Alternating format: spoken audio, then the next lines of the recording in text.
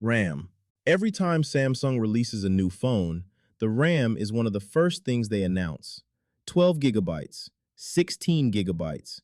They put it on the box, on billboards, and at every event. Apple releases a new iPhone every single year and has never once mentioned how much RAM is inside it. Not at the keynote, not on the website, not anywhere. The funny part is that iPhones actually have competitive RAM. The iPhone 16 has 8 gigabytes sitting quietly inside it. Apple just decided you did not need to know that. Samsung is out here shouting numbers, and Apple is standing in the corner pretending numbers do not exist. Battery size. Samsung tells you exactly how big the battery is. 5,000 milliamp hours, 4,800. It is always a headline spec. Apple has never once told you how big the battery is in an iPhone. Ever. In the entire history of iPhones. They just say, up to 29 hours of video playback, and move on like that answers the question. The iPhone 16 Pro Max has a 4,685 milliamp hour battery, which is genuinely competitive. Apple just decided the number was not important. Samsung clearly disagrees, very loudly.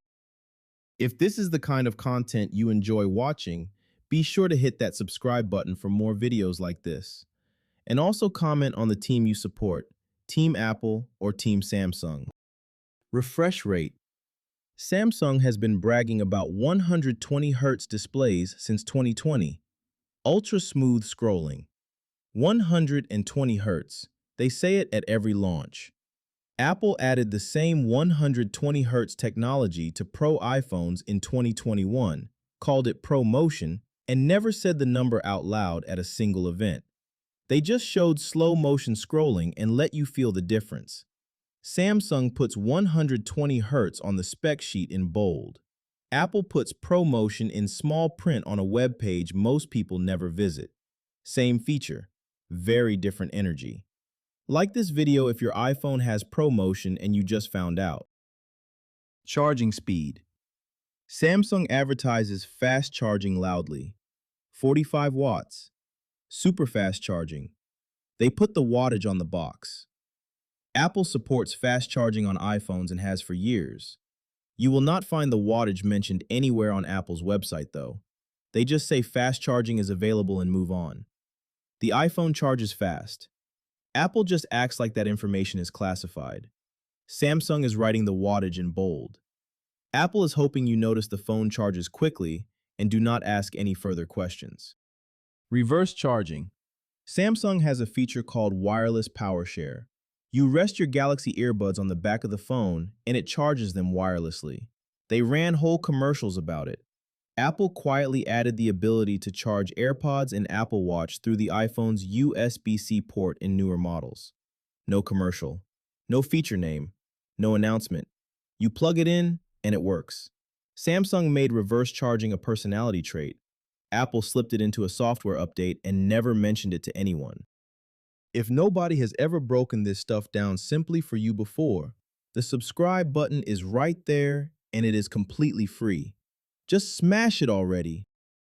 Camera megapixels. Samsung has a 200 megapixel camera on the Galaxy S25 Ultra. 200. They say that number like it personally saved their life.